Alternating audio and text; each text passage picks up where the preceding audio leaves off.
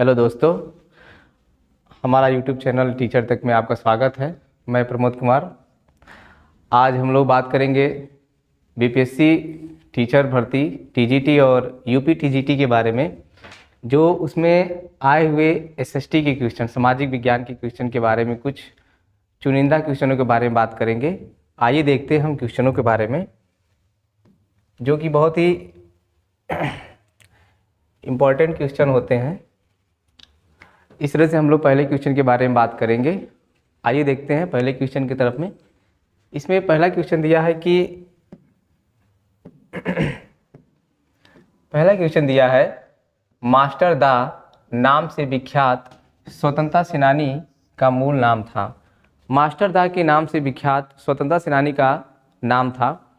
Option है जतिन मोहनदास, सूर्य सेन, रास बिहारी बोस, दीनबंधु मित्र, उपयुक्त में से कोई नहीं या एक से अधिक। तो जैसे कि हम लोग जानते हैं कि इसमें जो सूर्य सेन है, सूर्य सेन जो है, इसका सटीक आंसर हो जाएगा। ये सूर्य सेन जो हैं, सूर्य सेन बंगाल के स्वतंत्रता संग्राम से, बंगाल के स्वतंत्रता संग्राम से संबंधित हैं। बंगाल के स्वतंत्रता संग्राम से संबंधित हैं। बंगाल के स्वतंत्रता संग्राम से संबंधित हैं। इन्होंने एक संगठन का निर्माण करा, संगठन बनाया, इंडियन रिपब्लिक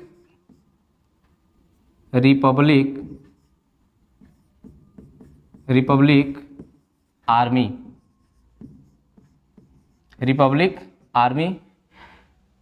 और ये एक चटगांव शस्त्रागार से भी संबंधित है, जो कि बंगाल में हुआ था।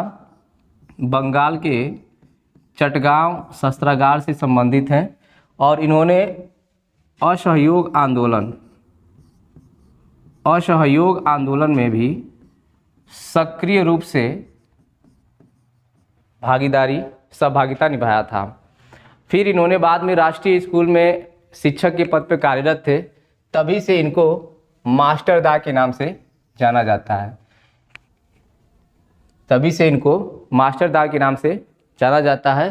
तो इस तरह से हमारा answer option number B Surya Sen सही हो जाएगा। अगले प्रश्न की तरफ देखते हैं। अगले क्वेश्चन की तरफ देखते हैं।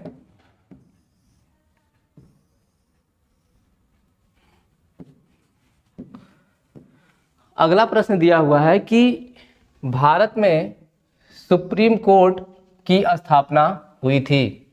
भारत में सुप्रीम कोर्ट की स्थापना, सर्वप्रथम हम सबको पता है कि बंगाल में सुप्रीम कोर्ट की स्थापना बंगाल में हुआ 1773 के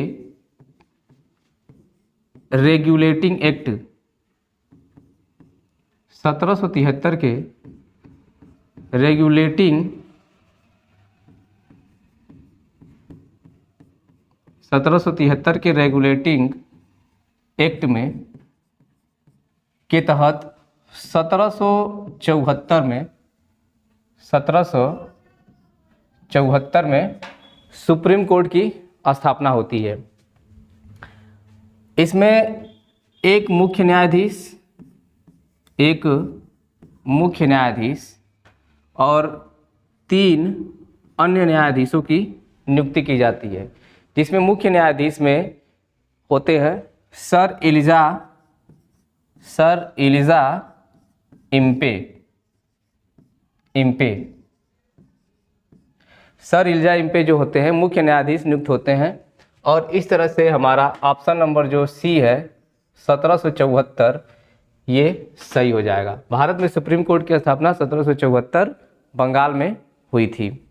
अगला क्वेश्चन देखते हैं।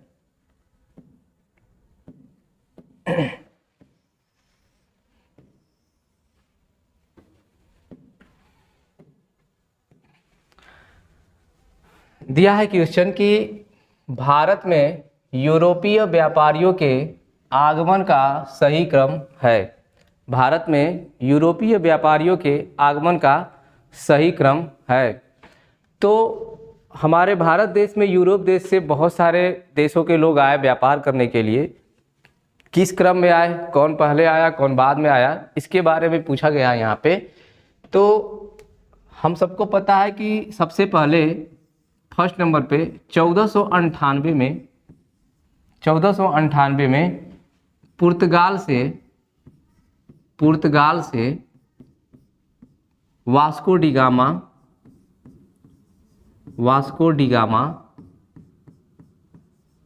पुर्तगाल से वास्को डी गामा तथा दूसरे नंबर पे डच आए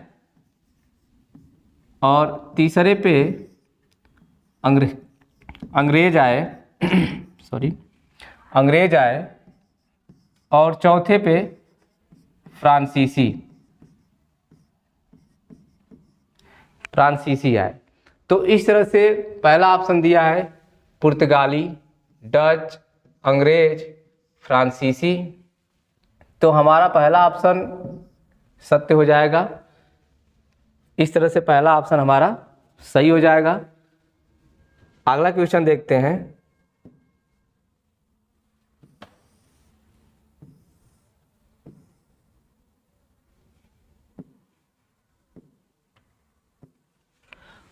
अगला प्रश्न दिया हुआ है कि भारतीय राष्ट्रीय कांग्रेस की स्थापना हुई थी। भारतीय राष्ट्रीय कांग्रेस की स्थापना हुई थी। पहला ऑप्शन दिया है कि कोलकाता में, दूसरा दिया है पूना में, तीसरा दिया है मुंबई में, चौथा दिया है अहमदाबाद में।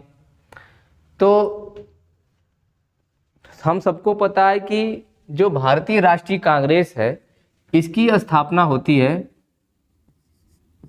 28 दिसंबर 1885 को A.O. ह्यूम जी के द्वारा।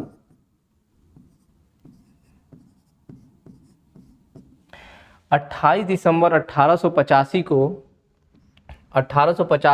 A.O. ह्यूम जी के द्वारा होती है। इसमें 72 प्रतिनिधि भाग लेते हैं।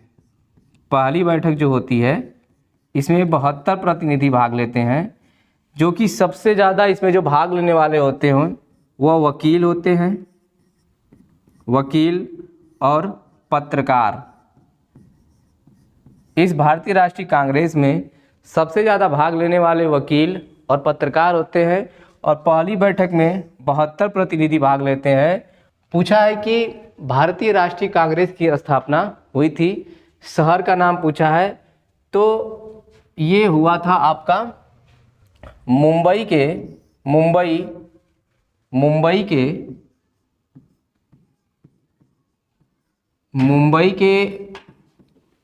ग्वालियर टैंक, मुंबई के ग्वालिया टैंक के गोकुलदास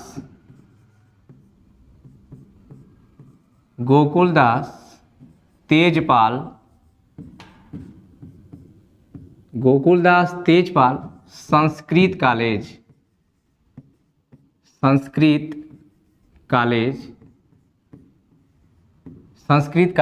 मुंबई में होता है।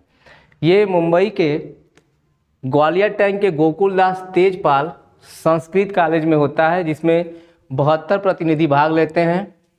इसकी स्थापना 28 दिसंबर 1885 को A.O. ह्यूम जी के द्वारा होती है और ये हमारा जो बैठक होती है स्थापना ये मुंबई में होता है।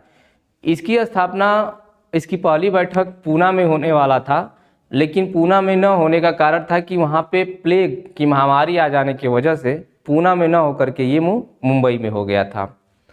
अगला क्वेश्चन देखते हैं।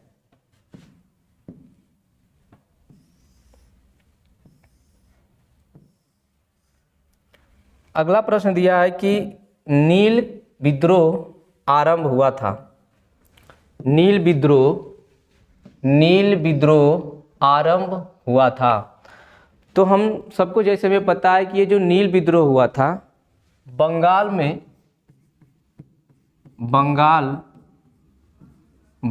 के नादिया जिला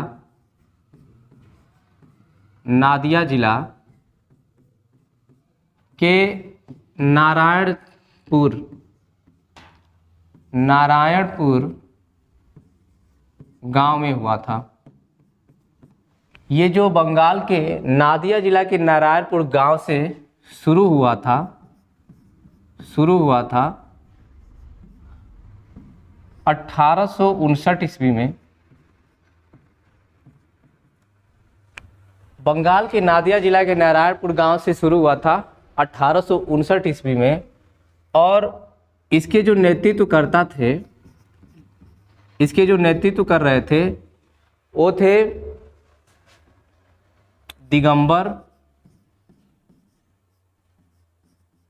दिगंबर और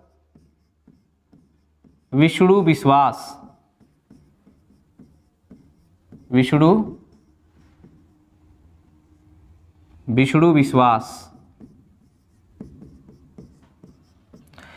जो नील क्रांति था, नील विद्रोह था, वो बंगाल के नादिया जिला के नारायणपुर गांव से शुरू हुआ 1859 ईस्वी में, और इसके जो नेतृत्वकर्ता थे वो दिगंबर और विष्णु विश्वास थे। ये किसानों के शोषण के विरुद्ध नील विद्रोह हुआ था। ऑप्शन दिया है 1871, 1886, 1901, और हम लोगों ने पढ़ा था कि 1859 में ये विद्रोह शुरू हुआ था। तो हमारा पहला ऑप्शन जो है दिया हुआ है 1859, ये ऑप्शन सही हो जाएगा। अगला प्रश्न देखते हैं इस तरह से।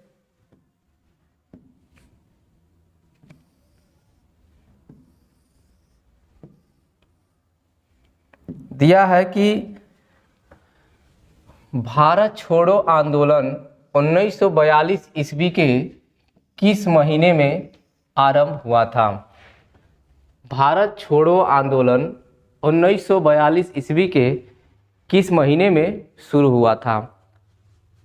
ऑप्शन देखते हैं, जनवरी में, जुलाई में, अगस्त में, दिसंबर में, इनमें से कोई नहीं या एक से अधिक। ये मिसप्रिंट हो गया है, इसको ध्यान मत दीजिएगा। तो हम सबको पता है कि 9 अगस्त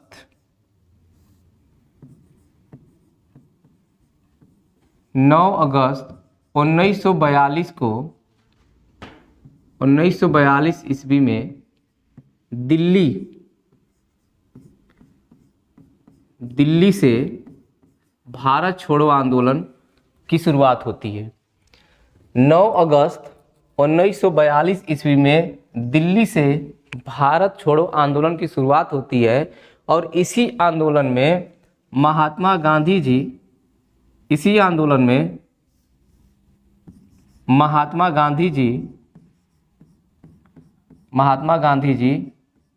एक नारा देते हैं, करो या मरो।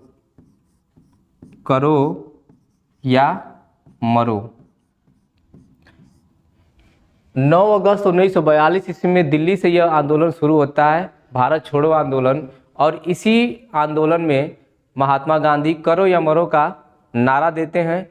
और यह जो आंदोलन होता है अंग्रेजों के खिलाफ उन्हें भारत से भेजने के लिए, खदेड़ने के लिए होता है, और ये एक बहुत ही बड़ा संग्राम होता है, एक निर्णायक कहे जा सकते हैं कि निर्णायक तरह से होता है। और ये इस तरह से हमारा किस महीने में हो गया है? 9 अगस्त, यानी किस महीने में? अगस्त के महीने में। हमारा ऑप्शन जो सी है वो सत्य हो जाएगा, सही हो जाएगा। अगला क्वेश्चन देखते हैं।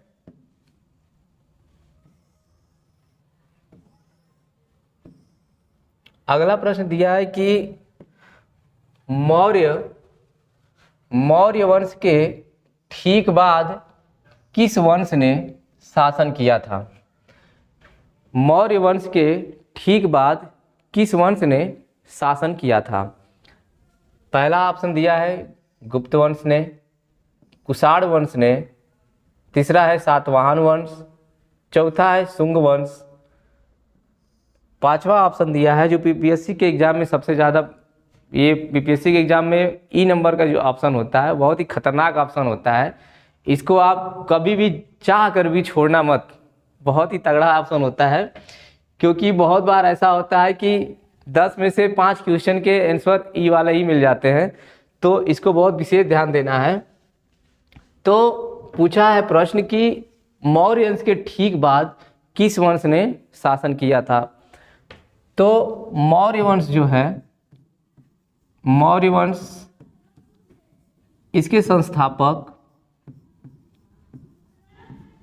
चंद्रगुप्त मौर्य, चंद्रगुप्त मौर्य, मौर्य वंश के संस्थापक जो है वो चंद्रगुप्त मौर्य हैं, चंद्रगुप्त मौर्य। इसके बाद जो मौर्य वंश का अंतिम शासक है, मौर्य वंश का अंतिम शासक, अंतिम शासक वो था बृहद्रथ, बृहद्रथ। जो मौर्य वंश का अंतिम शासक था बृहद्रथ, और इस बृहद्रथ का एक सेनापति था, सेनापति, जिसका नाम था पुष्यमित्र, पुष्यमित्र शुंग, जिसका नाम था पुष्यमित्र शुंग। और ये जो सेनापति है ये बृहद्रथ की हत्या कर देता है, और हत्या करने के बाद यह शुंग वंश की एक नई नींव डालता है, शुंग वंश की। यानी कि जो मौर्य वंश है उसके बाद हमारा शुंग वंश का एक नया वंश आता है पुष्यमित्र शुंग के द्वारा। तो ऑप्शन में दिया है गुप्त वंश, कुषाण वंश, सातवाहन वंश, शुंग वंश। तो जो हमारा ऑप्शन नंबर 4 है शुंग वंश, यह सही हो जाएगा। यानी मौर्य वंश के ठीक बाद जो वंश शासन किया वो शुंग वंश था। अगले प्रश्न को देखते हैं।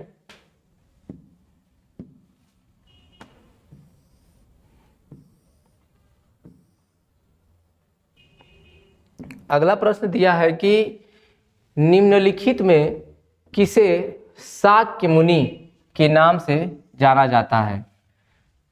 निम्नलिखित में से किसे शाक्य मुनि के नाम से जाना जाता है? ऑप्शन है महावीर स्वामी, शंकराचार्य, गौतम बुद्ध, शुद्धोधन, इनमें से कोई नहीं। महावीर स्वामी को जानते हैं हम सब लोग कि ये जैन धर्म के 24वें तीर्थंकर थे, 24वें तीर्थंकर थे। गौतम बुद्ध जो हैं हमारे, ये कपिलवस्तु, इनका जन्म जो है कपिलवस्तु के लुम्बिनी में हुआ था। और शुद्धोधन जो है ये गौतम बुद्ध के पिताजी हैं, पिताजी का नाम था, जो कि शाक्यगढ़ के मुखिया, शाक्यगढ़ के मुखिया या राजा थे, शाक्यगढ़ के मुखिया या राजा थे। पिता शाक्यगढ़ के मुखिया थे, इसीलिए गौतम बुद्ध को शाक्य मुनि के नाम से भी जाना जाता है।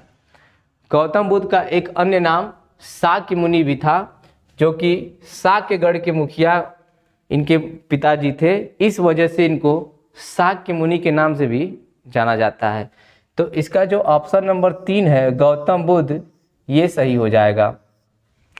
अब अगला प्रश्न को देखते हैं। अगले प्रश्न पर ध्यान देते हैं।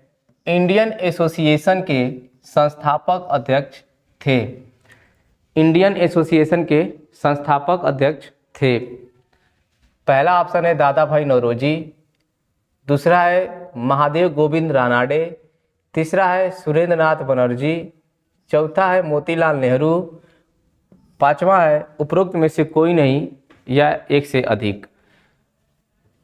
तो इंडियन एसोसिएशन जो भारत के क्रांतिकारी लोग थे, भारत को स्वतंत्रता दिलाने के लिए तरह तरह के एक संगठन बनाए, उसी में से एक इंडियन एसोसिएशन जो संगठन था, इसके संस्थापक, इसकी स्थापना जो हुई थी बंगाल के इसकी स्थापना बंगाल में या बंगाल के कलकत्ता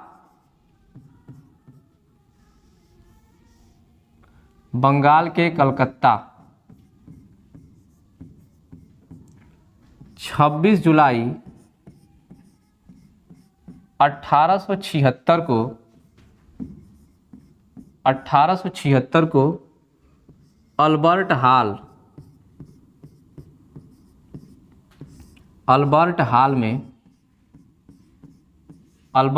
में सुरेंद्र नाथ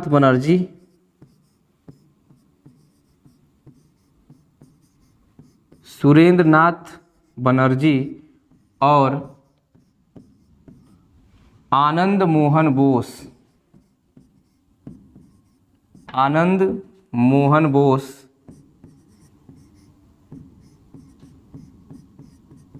के द्वारा इसकी स्थापना 26 जुलाई 1876 को कलकत्ता के अल्बर्ट हॉल में सुरेंद्र नाथ बनर्जी और आनंद मोहन बोस जी के द्वारा होती है। इसमें मध्यम वर्गीय लोगों को सबसे ज़्यादा प्राथमिकता दिया जाता है और एक जनमत संग्रह तैयार किया जाता है। जनमत, ये एक जनमत जो अंग्रेजों को भारत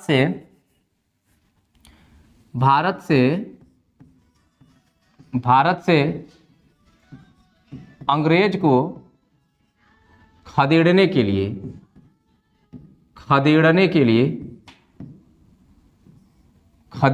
लिए बनाया जाता है और इसमें सबसे ज़्यादा मध्यम वर्गीय लोगों को शामिल किया जाता है और एक विशाल शक्ति बनाया जाता है।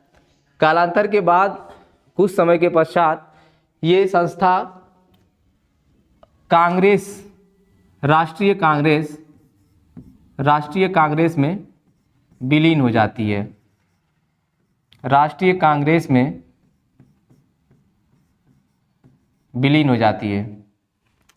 कुछ समय के बाद ये संस्था राष्ट्रीय कांग्रेस में विलीन हो जाती है।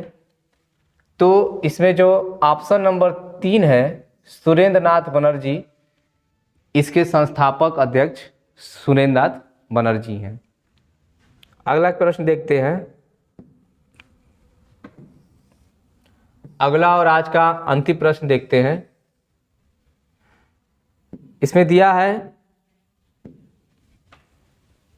गदर पार्टी के संस्थापक थे। गदर पार्टी, जैसा पिछला हम लोगों ने इंडियन एसोसिएशन के बारे में पढ़ा, उसी तरह से ये गदर जो कि भारत से बाहर बना, ये कहाँ बना?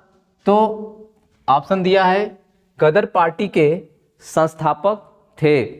पहला ऑप्शन है कि वासुदेव बलवंत फड़के, दूसरा है विनय दामोदर सावरकर, तीसरा है लाला हरदयाल, चौथा है भगत सिंह और पांचवा है उपरोक्त में से कोई नहीं या एक से अधिक। तो गदर पार्टी की जो स्थापना होती है नवंबर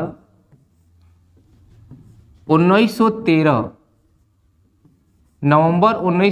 में सैन फ्रांसिस्को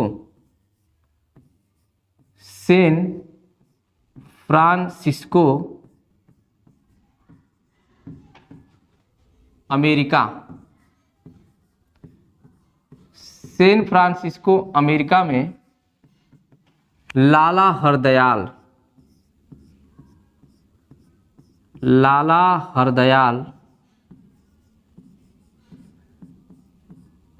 हरदयाल जी के द्वारा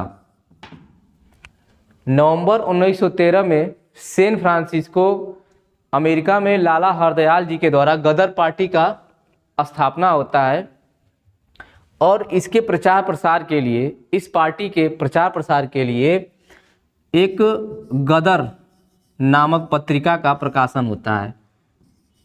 गदर पत्रिका का प्रकाशन होता है। गदर नामक पत्रिका का प्रकाशन होता है। तो आज हम लोगों ने 10 प्रश्न को देखा।